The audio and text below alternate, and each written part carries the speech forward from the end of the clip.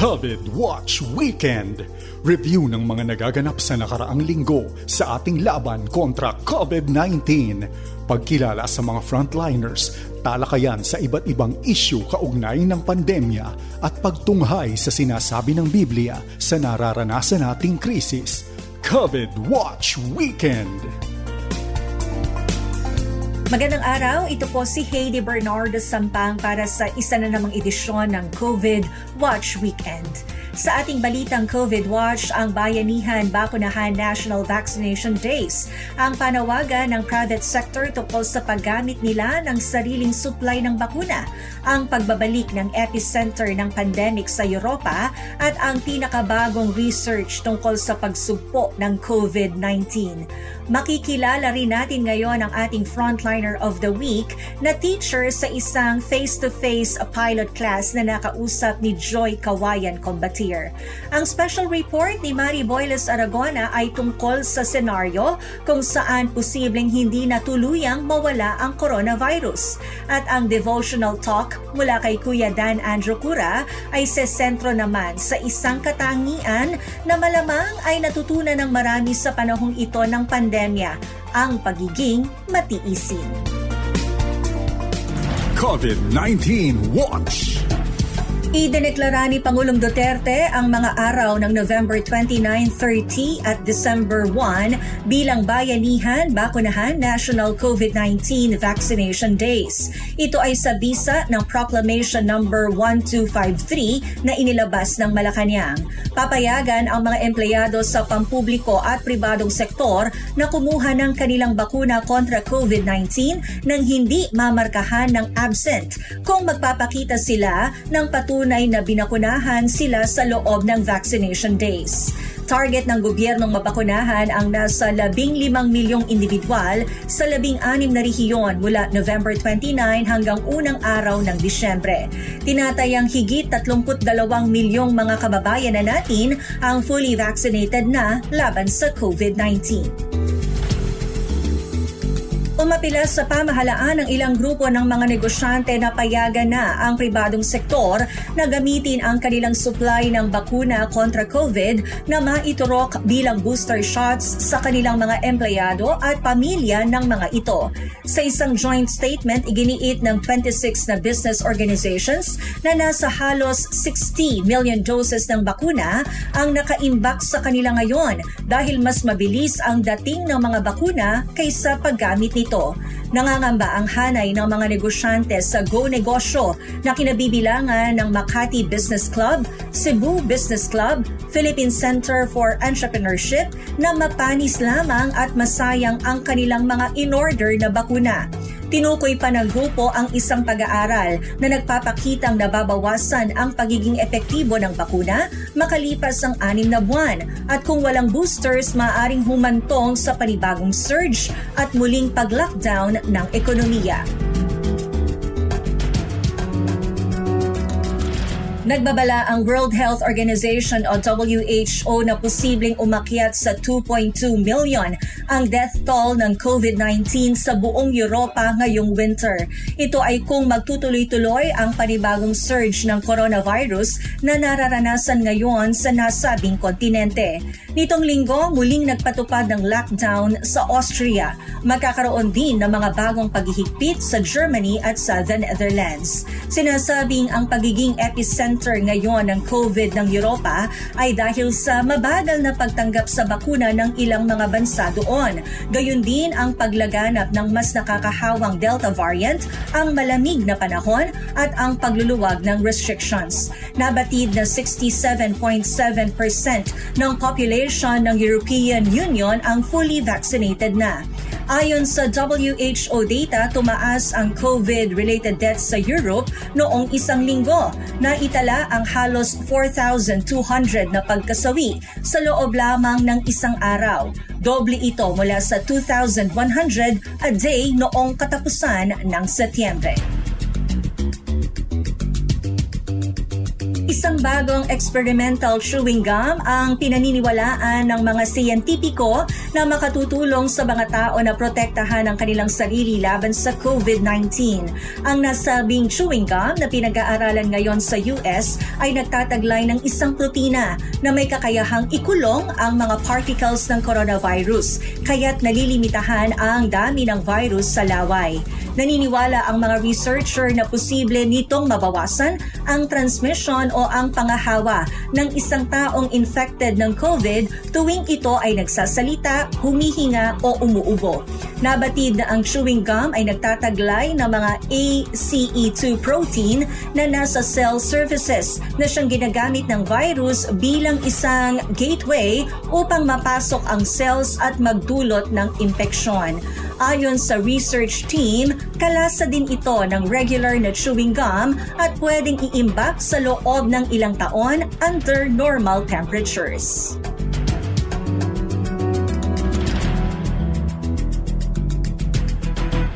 Ang ating frontliner of the week ay si Miss Judith May Divina Gracia, Teacher 1 at Information Officer sa Nelmida Elementary School sa City of Coronadal. Isa sa mga pilot schools para sa face-to-face classes. Para ipakilala siya, narito si Joy Kawayan, Combatier. Malaking hamon sa ating mga guro ang nararanasang pandemya lalo na sa mga indigenous people community. Isang public school teacher ang ating frontliner of the week. Siya si Ma'am Judith May Divina Gracia, Teacher 1 sa Nelmida Elementary School sa Barangay Asumpcion, lungsod ng Coronadal, South Cotabato. Ibinahagi ni Ma'am Judith ang mga challenge na kanyang hinarap bilang isang guro sa Blaan community at mga strategy na kanilang ginawa upang matuto ang mga estudyante. Ang pagtuturo ay isang very challenging na profession even nung wala pang COVID-19 pandemic. Pero mas naging challenging siya nung may COVID-19 na. So, nakapagbigay kasi ng threat sa atin yung COVID-19 pandemic. So, lahat naman tayo na-threatened.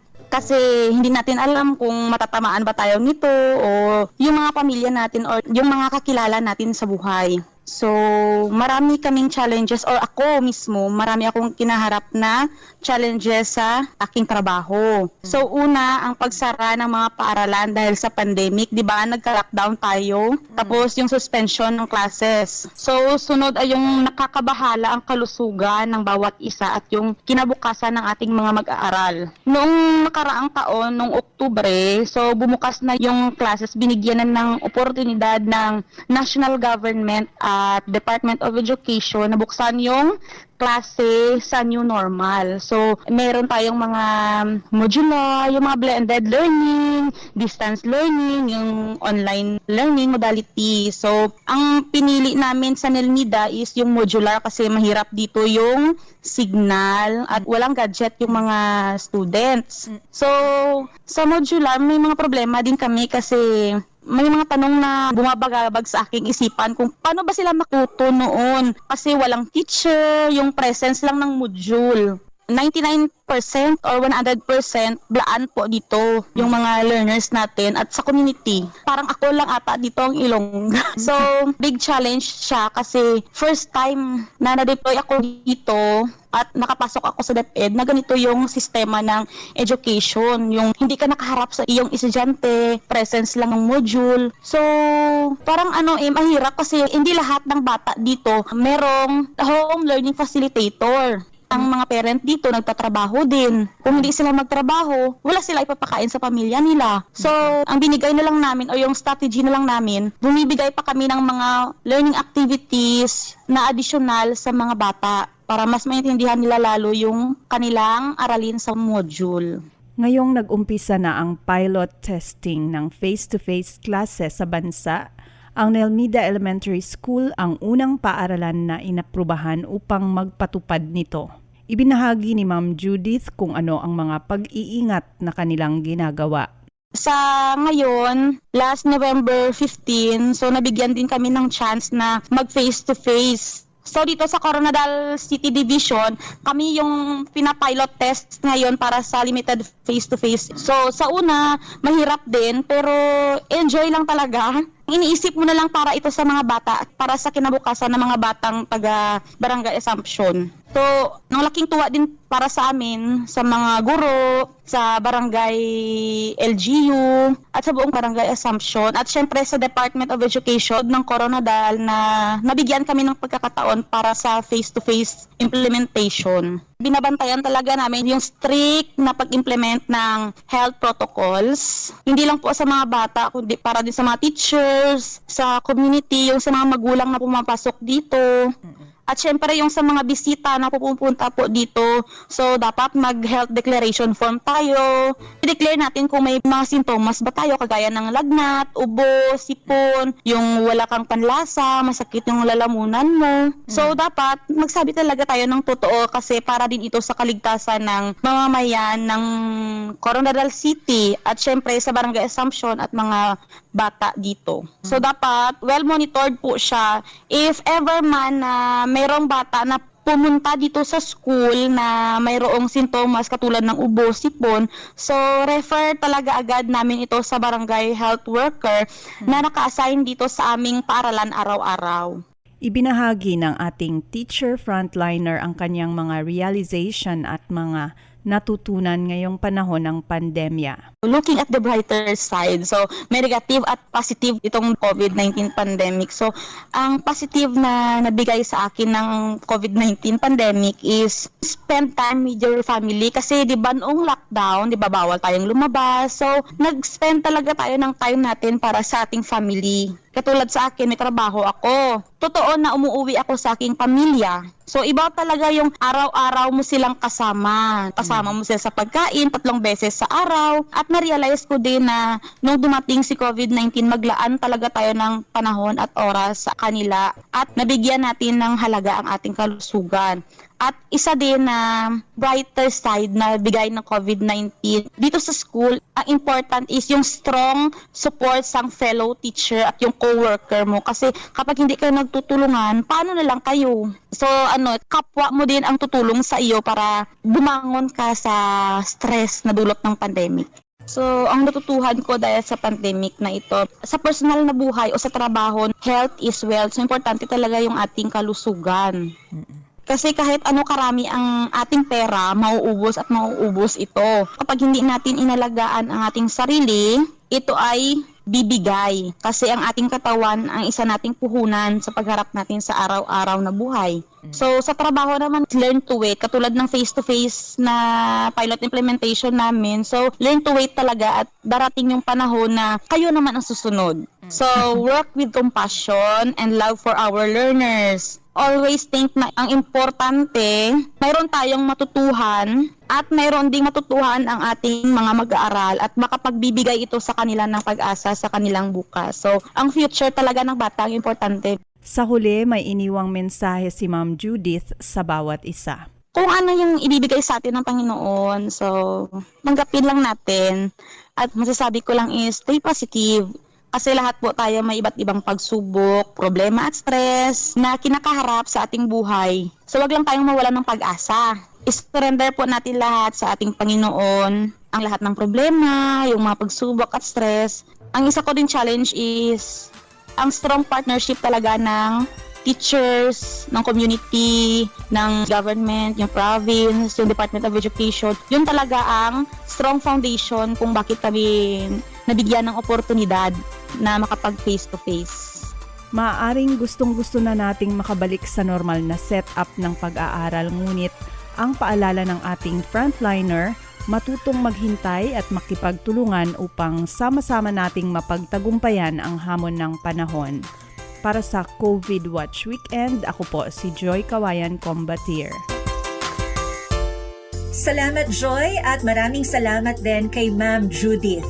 Samantala, patuloy po kaming nagpapasalamat sa inyong suporta sa FEBC, sa panalangin at sa pinansyal na inyong tulong. Kung kayo naman po ay interesadong mag-donate, bisitahin lamang ang webpage na donatenow.febc.ph o tumawag sa 0947-333-5605 para sa detalye. Maaari rin pong magpadala ng inyong donasyon sa pamamagitan ng GCash.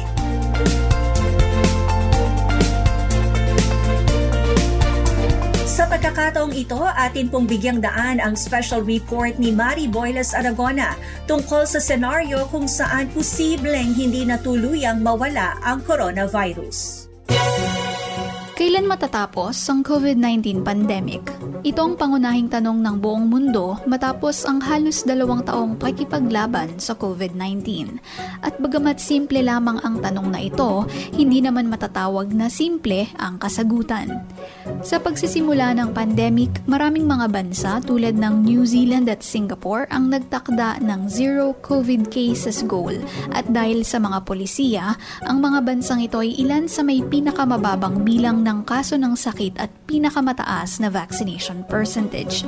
Ngunit sa halos 2 taon ng pandemya, malinaw na ang buhay matapos ito ay hindi nangangahulugan ng pagkawala ng COVID-19, kundi ang pamumuhay sa kabila ng pananatili ng sakit. Sa haba ng naging duration ng pandemya, hindi na sustainable ang mahaba at pabalik-balik na lockdown dahil na rin sa nagiging epekto nito sa ekonomiya at pinakamahihirap na populasyon. Malaking halimbawa rito ang Pilipinas na ayon sa NEDA ay maaring abuti ng 10 taon bago makarecover ang ekonomiya. Ayon sa mga eksperto, mula sa pandemic, ang COVID-19 ay magiging endemic na lamang sa mga susunod na taon. Tulad ng iba pang endemic tulad ng tuberculosis o common colds, hindi ito tuluyang mawawala, ngunit makakayang i-manage. Kaya kasunod nito ay nararapat na magkaroon ng shift sa mga polisiya ang iba't ibang mga bansa sa pagharap sa sakit na COVID-19. Sa isang artikulong isinulat ng ilang mga eksperto mula sa Ateneo de Manila na nailathala sa The Diplomat, iminungkahi nila na ang end goal ng COVID-19 ay ang pagbabalanse ng management ng sakit at ang tamang pagbubukas ng ekonomiya. Ngunit paano nga ba ito maisasagawa? Ang healthcare group na McKinsey ay nagbigay ng mga sumusunod na suhestyon. Una ay ang pagtukoy sa itsura ng new normal para sa isang bansa.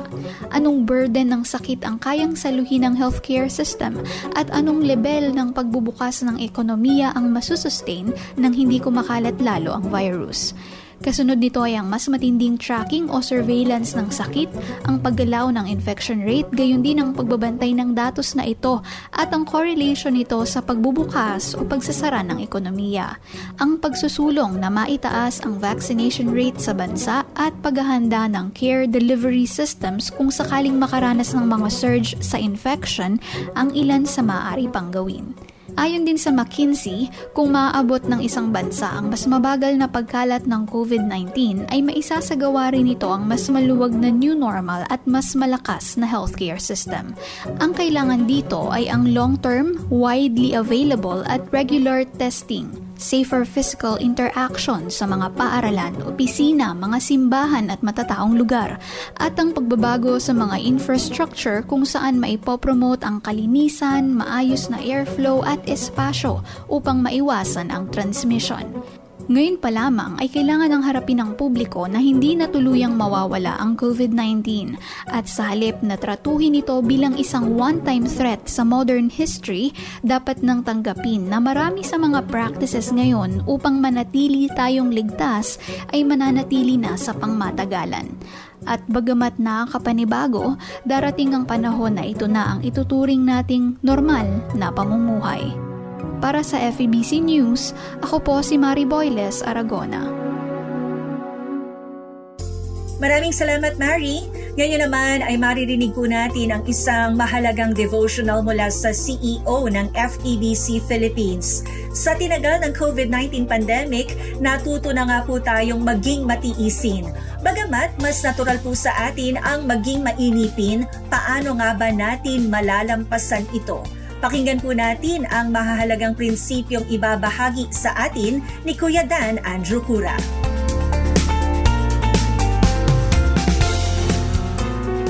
Sinusubok ng pandemya ang ating pasensya. Pasensya sa mga eksperto, pasensya sa gobyerno at mga taong hindi sumusunod sa public health protocols. Pati na rin pasensya sa ating sarili. Likas na kulang sa pasensya o pagtitiis ang tao. Madalas tayo'y nakakarinig na ng mga salitang, "Naku, pagod na ako sa kasusuot ng face mask." Kailan kaya ako makakabiyahe ng ligtas muli? At sobrang tagal naman itong pandemyang ito, kailan ba ito matatapos? Ang pagtitiis ay bunga ng Espiritu. Ito'y ebidensya ng paggawa ng Panginoon sa buhay natin bilang tagasunod ni Kristo. Hindi resulta ng sarili nating sikap. Iba-iba nga ang pagiging matiisin ng mga tao. Ngunit sa bandang huli, ang banal na Espiritu lamang ang nakapagdudulot ng tunay na pagtitiis o pagpapasensya sa ating buhay. Marahil ang unang dahilan kung bakit kulang tayo sa pagtitiis ay dahil napakaigsi ng ating pananaw. Nakafocus lang tayo sa buhay na ito. Buong panahon at lakas natin ay ginugugol natin para matapos ng makapag-aral, makapagtrabaho, makapagnegosyo, magkaroon ng pamilya, malampasan ang pandemyang ito. Nalilimutan natin na ang buhay ay higit pa sa mga yon. Wika nga ni Apostol Santiago, ang buhay natin ay tulad ng isang singaw na sa maikling oras ay lumilitaw at pagkatapos ay naglalaho. Santiago, Kabanatang 4, talatang 14. Nauunawaan ni Pedro ang pagiging mapagtiis ng ating Diyos. Ang katuparan ng pangako ay hindi inaantala ng Panginoon tulad ng inaakala ng iba. Siya ay mapagtiis sa atin. Hindi niya nais na sino man ay mapahamak kung hindi ang lahat ay magsisi. Pangalawang Pedro, Kabanatang 3, talatang 9. Layunin ng Diyos na maging kawangis tayo ng kanyang anak na si Kristo Jesus. Buong buhay ang prosesong ito, ngunit pagtsatsagaan niyang maghintay sa atin. Habang nasa panahon tayo ng pandemya at walang katiyakan kung tuluyan na nga itong mawawala, o magkakaroon uli ng biglang pagtaas ng mga kaso dahil sa pagluluwag ng mga protocols, madali tayong mainip. Dito natin kailangan tandaan na may tatapusin pa ang Diyos sa buhay natin. Lubos akong nakakatiyak sa bagay na ito, na siya na nagsimula ng mabuting gawa sa inyo ay magtatapos nito hanggang sa araw ni Hesukristo. Filipos, Kabanatang 1, talatang 6. Kapag nawawalan ka ng pasensya at sawa ka na sa mga nararamdaman mong pagkabalisa, alalahanin mo na hindi pa tapos ang Diyos sa iyo. Narito ang ilang panuntunang makatutulong sa atin. Una, isuko mo sa Panginoon ang pamamahala ng buhay mo. Mahirap ito lalo na sa taong sanay na kontrolin ang lahat ng bagay. Mabibigo lang tayo kapag pinilit natin ito. Idalangin nating tulungan tayo ng Diyos na isuko sa Kanya ang mga oras at bahagi ng ating buhay. Pangalawa, tanggapin natin ang pag-asang alok ng Diyos. Pag-asa ang laging kaakibat ng pagtitiyaga at pagtitiis. Sabi nga ni Apostol Pablo, ngunit kung tayo ay umasa sa hindi natin nakikita, naghihintay tayo na may pagtitiis. Roma, Kabanatang 8, talatang 25. Kapag may pag-asa ang ating paghihintay, lumalago ang ating pagtitiis. Pangatlo, matuto tayong maghintay. Alam natin na hindi madali ang maghintay. Ito na ata ang isa sa pinakamahirap gawin, pero ginagamit ng Diyos ang pandemya para ituro sa atin ang magtiis at maghintay. Tandaan nating mas pinahahalagahan niya ang pagtitiis kaysa sa tagumpay. Higit na mabuti ang taong mapagpasensya kaysa sa taong makapangyarihan. Higit na mabuti ang taong nakapagpipigil sa sarili kaysa sa taong nakakasakop ng isang lungsod. Kawikaan 16, talatang 32. May gantimpalang pangako ang Diyos sa atin kung magiging tapat tayo sa pagtitiis at paghihintay. Kaya huwag tayong magsawa sa paggawa ng mabuti dahil sa tamang panahon, matatanggap natin ang ating gantimpala kung hindi tayo susuko. Galatia, Kabanatang 6, talatang 9. Madalas ka bang nakararamdam ng pagkainip? Nawawalan ka na ba ng tiyaga na maghintay? Pansinin mong ang bunga niyan ay panghihina ng loob at pisikal na lakas. Ganito ang payo ng isang gospel songwriter na si Larnell Harris sa awit niyang Strength of the Lord. Hindi pagsisikap kung hindi sa pagtitiwala, hindi sa pagtakbo, kung hindi sa pagpapahinga, hindi sa pangangarap kung hindi sa panalangin, masusumpungan ang lakas ng Panginoon. Ama naming Diyos na makapangyarihan sa lahat, naku po, kami po ay hindi makapaghintay at hindi makapagtiis. Kailangan po namin ang basbas ng inyong banal na Espiritu na siyang kumilos sa aming puso at isipan, lalong-lalo na sa mga kapanahonan ngayon.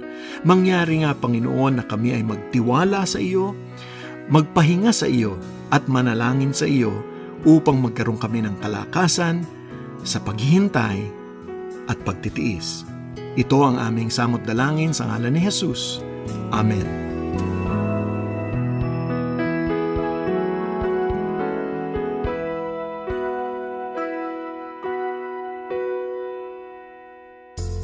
Hanggang dito na lang po ang COVID Watch Weekend sa linggong ito.